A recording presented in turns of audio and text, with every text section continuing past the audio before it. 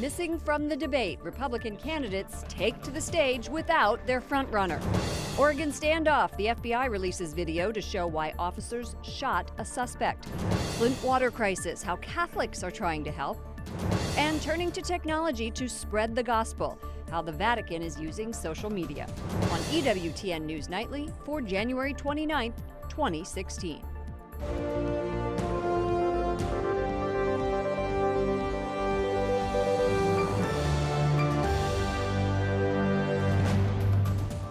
Good evening, and thank you for joining us. I'm Lauren Ashburn. We begin tonight with breaking news. The Obama administration confirmed for the first time today that Hillary Clinton's unsecured home server contained top-secret information. Clinton has insisted she never sent or received information that was classified at the time. This comes just days before the Iowa presidential nominating caucuses, where Clinton is the Democratic frontrunner. The Associated Press reports that the emails included messages concerning, quote, so-called special access programs. The State Department wouldn't describe the substance of the emails or say if Clinton sent any herself.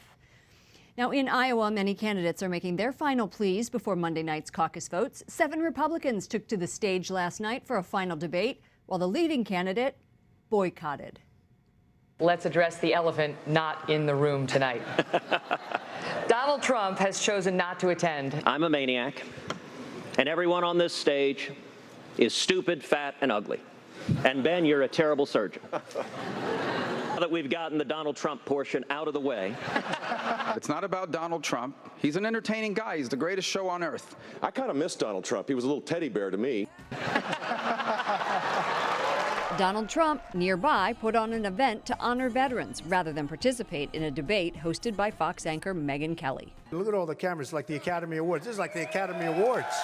2 other Republican presidential candidates who were not invited to the primetime debate were in attendance, Governor Mike Huckabee and Senator Rick Santorum. With Trump off the stage, the spotlight fell on Senator Ted Cruz. If you guys ask one more mean question, I may have to leave the stage.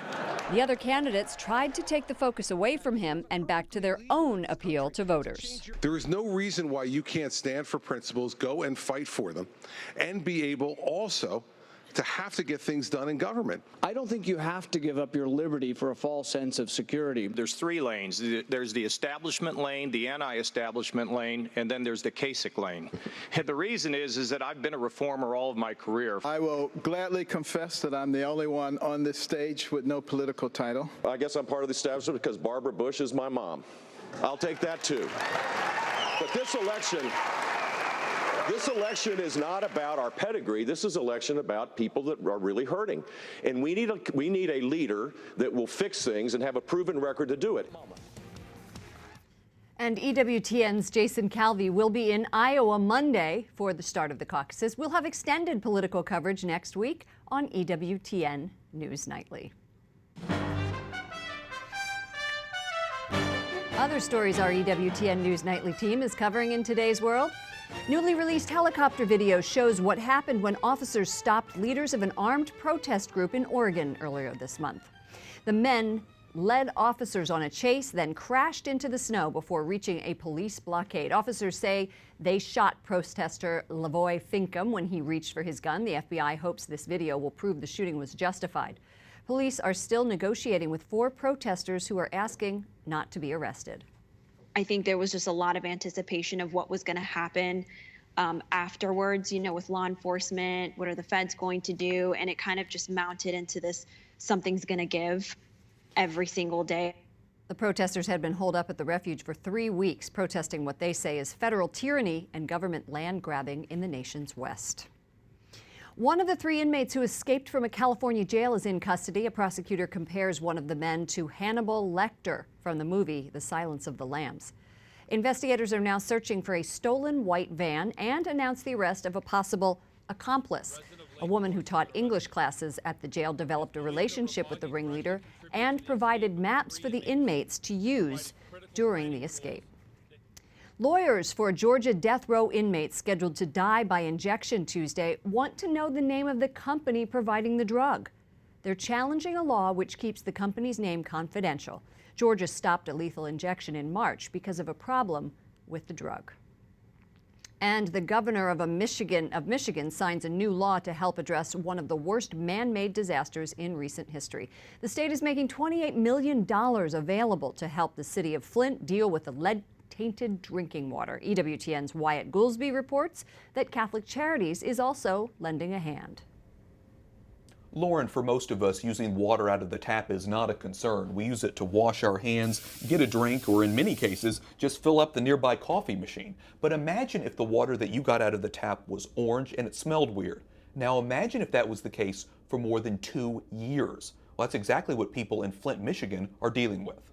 Make sure we're getting questions and thoughts from people here in the city. Despite public outcry against Governor Rick Snyder, he says he's still focused on resolving Flint's crisis with lead-tainted drinking water. This week, he and Flint's Mayor Karen Weaver met with area pastors to see how they can work together to help those most in need. Thousands of Flint residents have signed a petition calling for a halt to water bills. Folks in Flint, shouldn't be paying for something that's making them sick. Flint's water became contaminated when the city switched from Detroit's system and began drawing from the Flint River in April 2014 to save money.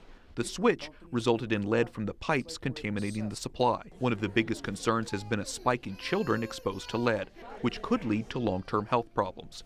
Now state officials and local nonprofits like Catholic Charities are doing what they can to help. We're getting cases of water being delivered, pallets of water being delivered, trucks are rolling in at Catholic Charities. We have a large facility that people are there as in our warming center, and we have 3 soup kitchens. Catholic Charities and the Diocese of Lansing have a new initiative, Faith in Flint, a website they are using to filter donations and let the public know how they can help. We always want prayers, prayers and support, and we appreciate it because we want everyone to know the good work that Catholic Charities is providing. Wyatt Goolsby, EWTN News Nightly. The World Health Organization has raised the alert for the Zika virus to extremely high. The disease is rapidly spreading in parts of Latin America. The health minister in Chile printed out pamphlets with information on the Zika virus and personally handed them out at the airport. Health authorities have issued a travel alert for pregnant women since the virus has been linked to serious birth defects. The Holy Father has hit the ground running this year. He's had a busy January, meeting with heads of state, celebrities, and even leaders from Silicon Valley. Pope Francis met with the heads of Google and Apple this month in the Vatican. The meetings are leading many to ask why. Helping the good development of the mankind in love and solidarity for the poor and so on. This is what the Pope has to say to the Google or to the Apple or to the other media. In this year's message for the Church's World Day of Communications, Pope Francis admits that the internet, social networks, and text messages are gifts from God, if used wisely. The message was released on the same day Pope Francis met with Apple CEO Tim Cook, who handed Pope Francis a check.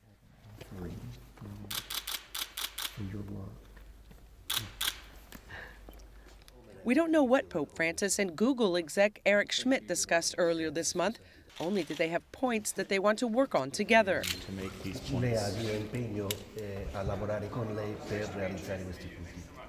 We will make it happen. As the Vatican continues the reforms of its communication structure, maybe Pope Francis, the Pope of surprises, has something even grander in mind than we had imagined. Mary Shevlin joins us now from Rome. Mary, it was surprising to see that Apple's Tim Cook handed the Pope a check. What was it for?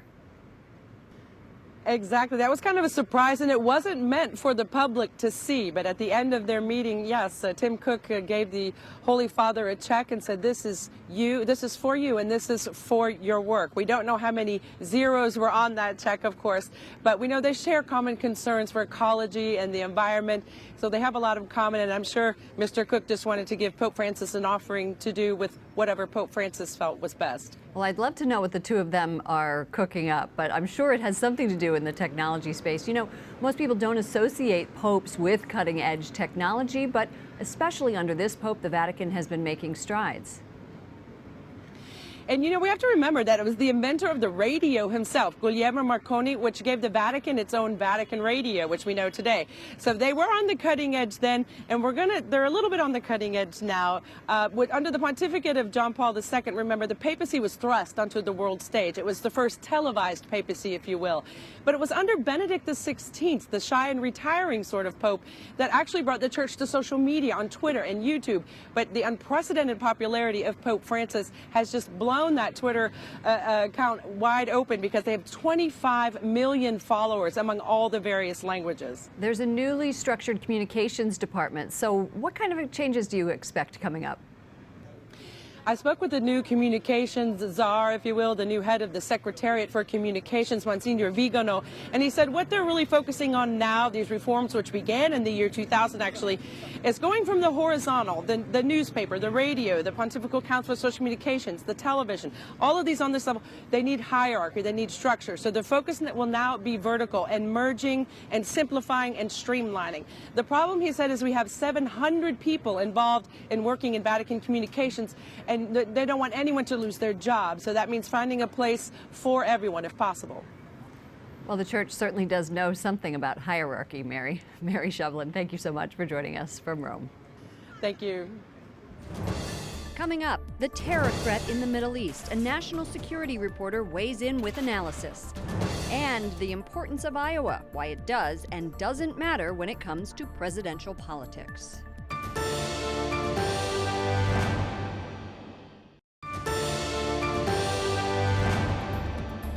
Thank you for joining us this evening. I'm Lauren Ashburn. The U.S. now believes North Korea may have tried to test components of a hydrogen bomb. This is a shift from earlier this month when the White House said the evidence was inconsistent with a successful test. Analysts say air samples were inconclusive, but seismic data show the nuclear test was conducted more than 2 times deeper underground than originally thought, at a depth consistent with what might be needed for a hydrogen bomb. Peace talks started in Geneva aimed at ending Syria's civil war. The United Nations convened even though some of the main opposition groups decided not to participate. At the same time, the Dutch government says it will join U.S.-led airstrikes against ISIS and Syria. France and the United States both asked the Dutch to join the battle. Mary Louise Kelly is the national security correspondent for NPR. Mary Louise, welcome to the show. Glad to be here. Thanks. We talk a lot on this program about ISIS. The politicians say no ground troops should be going in to go after them. Republicans and Democrats actually agree on this. So what can be done? Well, this is the big question. If there were an easy answer, it would have been done. The big push this week has been, interestingly, toward what can be done militarily maybe in Libya, which is an interesting development. We've heard all about ISIS in Syria and Iraq, tentacles spreading around the world. There are apparently growing numbers of ISIS fighters in Libya, and the Bush administration and the Obama administration, the Pentagon's trying to figure out what the heck you can do about that without, as you say, sending in ground troops. It's also a big issue here at home. The White House has been talking about how faith-based initiatives can help from getting homegrown terrorists involved in this mission. Is that something we should be doing? I think it's something that is being done, and the question is, how do you do it better? How do you try to break this chain of recruitment? I mean, one of the things ISIS has proven spectacularly good at is sucking in vulnerable teenagers, young people approaching on social media. Their campaigns on Twitter and Facebook and Snapchat and Instagram are polished and relentless. And how do you counter that? Public diplomacy hasn't worked so well, and that's been tried out of the White House and the State Department. So you try to get somebody in the mosques, in the community. Right, who are in the community to try to help. And, Pope Francis and European leaders, since we'll sort of skip over here to Iran, have been meeting with President Rouhani. How has he been received in Europe? Well, with open arms by the business community. I mean, the day that he landed in Paris from Rome, the several big business deals were announced. I think European leaders, like Americans, are very much finding their way forward and figuring out how you do business. Sanctions have been lifted. In some cases, of course, new sanctions have just been brought in. So this is an ongoing process of back and forth and trying to figure out how exactly and when and whether it's a good idea to bring Iran back fully into the fold. Mary Louise Kelly of NPR, thank you so much for joining us. We will be listening as you guest host Morning Edition on NPR next week. Thank you. The political world is descending on Iowa, but how important is that state, really, when it comes to presidential politics? Really good. From pork chops to burger flip. Are you flipping these with this, or do you have tongs? Butter cows to Pizza Ranch pop-ins. The presidential candidates have checked off all of the Iowa political rites of passage. And now voters are poised to make the first decision of the 2016 race. Iowa wasn't always first. It became state law in 1972. Drake University professor Dennis Goldford. Iowa is not first because it's important. Iowa is important because it's first. The Iowa caucuses set the momentum. Candidates who were tagged as front-runners for months can fall hard in Iowa, like Howard Dean in 2004 and Hillary Clinton in 2008. Both finished third. But those who win Iowa don't always get the nomination. Iowa Democrats did choose Barack Obama in 2008. And our time for change has come. In 2004, they chose John Kerry, winner of the nomination, but loser in the general election. And the 2000 Iowa winners did go on to become main characters in the eventual election drama. To the people of Iowa, our message is one that resonates beyond Iowa. Bush versus Gore. Mike Huckabee won here in 2008, while eventual Republican nominee John McCain came in fourth, and Rick Santorum edged Mitt Romney in 2012. And with home state Senator Tom Harkin running in 1992, Bill Clinton only registered single-digit support. Iowa does not pick the president. Iowa doesn't even necessarily pick the party nominee. What Iowa does is reveal unexpected strengths and unexpected weaknesses in the campaigns. Ariel Cohen is a campaign reporter for the Washington Examiner. She joins us now from Iowa. Ariel, how did Trump's absence last night impact the debate? Well, Trump not being there was definitely the elephant not in the room, as they said. It gave Ted Cruz a rare opportunity to actually act as very much the front runner, stand in the center of the stage and sort of command the audience. Now, a lot of people think that he missed out on what could have been a golden opportunity there. He didn't do as well as many people expected. It also, Trump not being there, allowed for the debate to be a bit more serious. There wasn't as much name calling as we normally see with Donald Trump, and there wasn't. Sure, in the beginning, it was as if they got their Trump punches out and then just acted as if he didn't exist at all. And Cruz got some flack, especially in the papers there, for maybe missing this opportunity, as you're saying, but also for not standing out as much as he could have done. What specifically do you think he was missing? Well, Ted Cruz got hit by both Marco Rubio and then Rand Paul, of all people, for his immigration stance, for being the only person on that stage who didn't support amnesty. Ted Cruz, one place where he really accelerates in Iowa is among evangelical voters, and a lot of other people on the stage sort of played up how they would help evangelical voters. That was actually something I wanted to talk to you about. Bret Baier said to Marco Rubio that Time magazine put him on the cover and once called him the Republican savior, to which Marco Rubio said, I want to be clear about one thing. There's only one savior, and it's not me. It's Jesus Christ who came down to earth and died for our sins. You don't hear the words Jesus Christ very often in a debate. It's true. Well, here we are in Iowa, where all these Republicans are trying to appeal to the evangelical vote, and that was Marco Rubio's big push there. He talked about his faith there, and then at another time in the debate, he talked about the importance of our Judeo-Christian values. And this is one of the reasons that Ted Cruz didn't stand out as much, because that's always kind of been Ted Cruz's shtick and his spiel, but here other candidates sort of took that spotlight from him. As did Chris Christie, who was asked again by Bret Baier, saying, what do you think should be the one thing that the government shouldn't do anymore? And he said, well, getting rid of Planned Parenthood funding would be it. He goes, that's all? And then Chris Christie responded, let me tell you something. When you see thousands upon thousands of children being murdered in the womb, I can't think of anything better than that. It seems like both of those candidates are going for the faithful. They are, it makes sense. It's an important vote in Iowa. Now, Chris Christie has been a big proponent of defunding Planned Parenthood. Ariel Cohen in Iowa, thank you so much for joining us. Thanks for having me. Up next, an audience with the Pope. Why one woman in Mexico will be rewarded with dinner. And up for auction, who will drive away with a piece of history?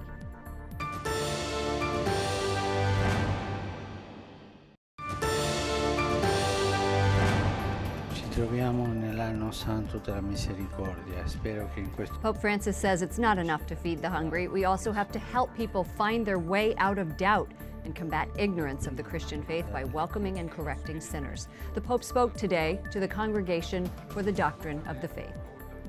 Thank you for joining us this evening. I'm Lauren Ashburn.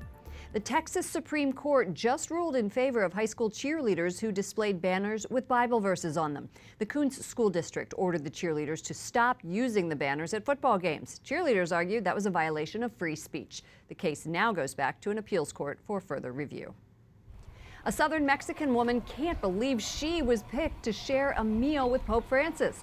The Pope visits the country next month. Dominga Santis has worked for the Catholic Church for nearly 30 years.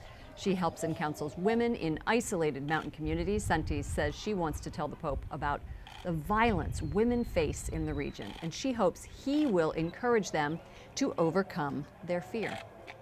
Dr. Matthew Bunsen is a historian, theologian, and faculty member at Catholic Distance University. Matthew, welcome back to the program. Great to be with you. It was really a busy week for Pope Francis. I was watching him meet with famous people, one after the other. Celebrities. Right. Yeah. What do you take away from those meetings? Well, as we just heard from Mary Shevlin in Rome, the Pope had important meetings with communications leaders around the world. He met, of course, with Hassan Rouhani, the president of Iran, and then, of course, probably most famously, Leonardo DiCaprio. Leonardo DiCaprio, Trump's There's a recurring Rouhani. theme in all of those meetings, this week especially. It's engagement and encounter. We see in the reform of the Vatican Communications establishment that he is trying to help the Church to develop a better dialogue with the modern world by reforming the communications outfit in Rome. That's one of the ways he's going to do it. His encounter with Leonardo DiCaprio comes, as he is so good at doing, as an encounter with modern culture, with social media.